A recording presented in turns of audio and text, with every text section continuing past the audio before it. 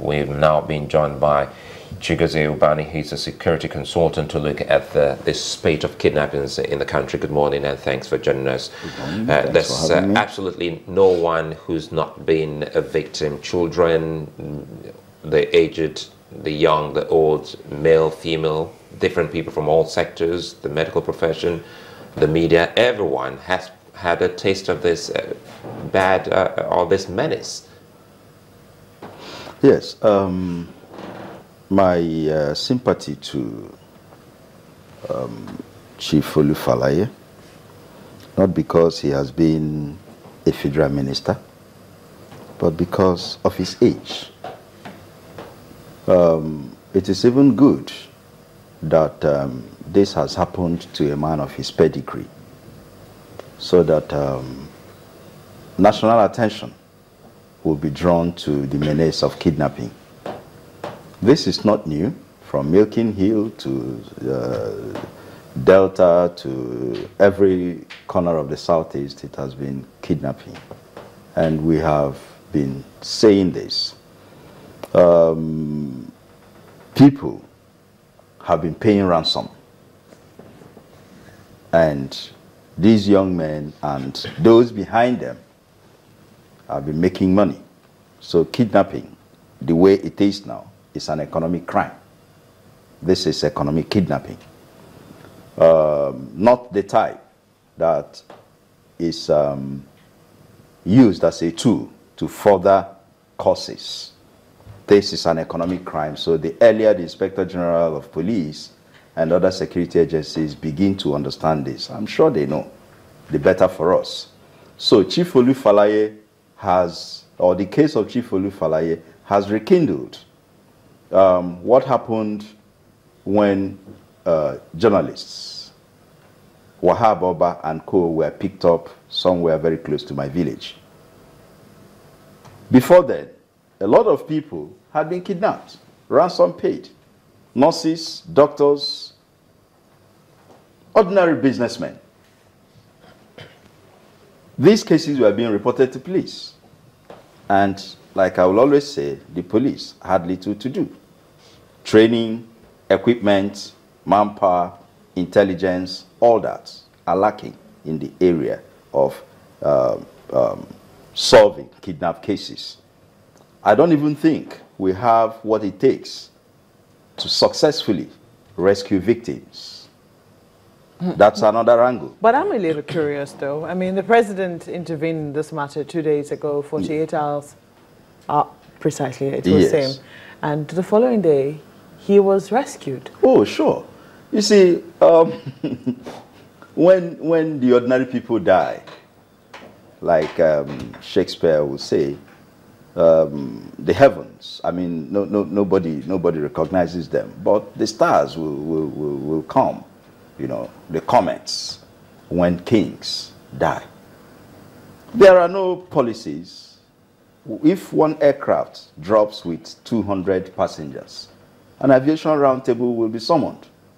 But people die every day on Lagos-Ibadan Expressway. No, my point is... The point is this, that the president gave an order, and everything was deployed.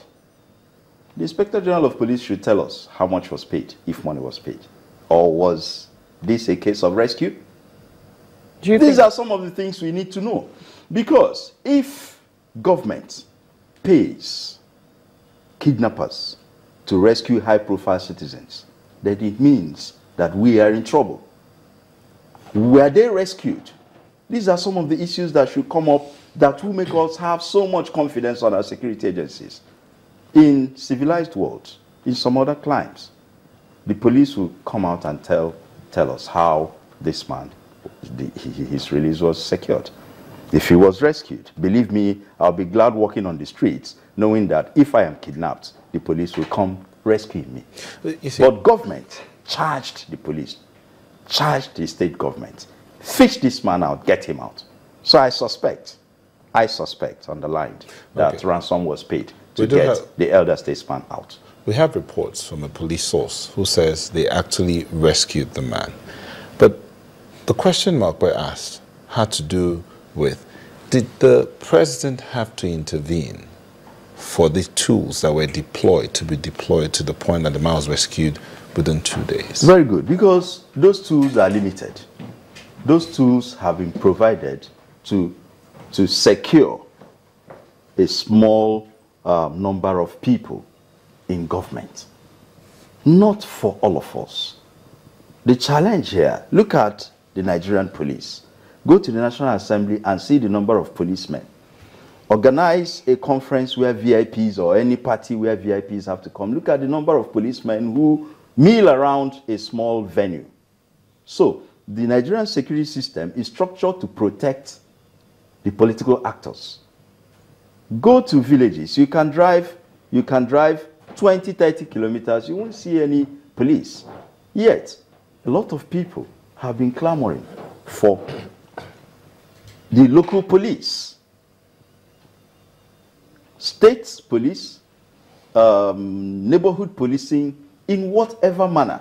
Let there be an authority for this local police, recognized by the state, recognized by law, to do some level of work. Mr. Ubani, what you're saying is that much as, yes, you suspect, and you have your right to suspect whatever it is. Yes, I said I suspect. But then, there's also the part of, there could be capacity, but it's not always deployed, or maybe it's not available in every state. There are some states that, because kidnapping became a menace to them, they invested quite some money in getting some equipment to ensure that they're able to help the police do its work. There have been success stories recorded in some of these kidnapping cases. There have even been cases where we understand that ransom was paid, but eventually the kidnappers are, brought in. They're brought in after, some days might have elapsed and they think that they've gotten away with their crime.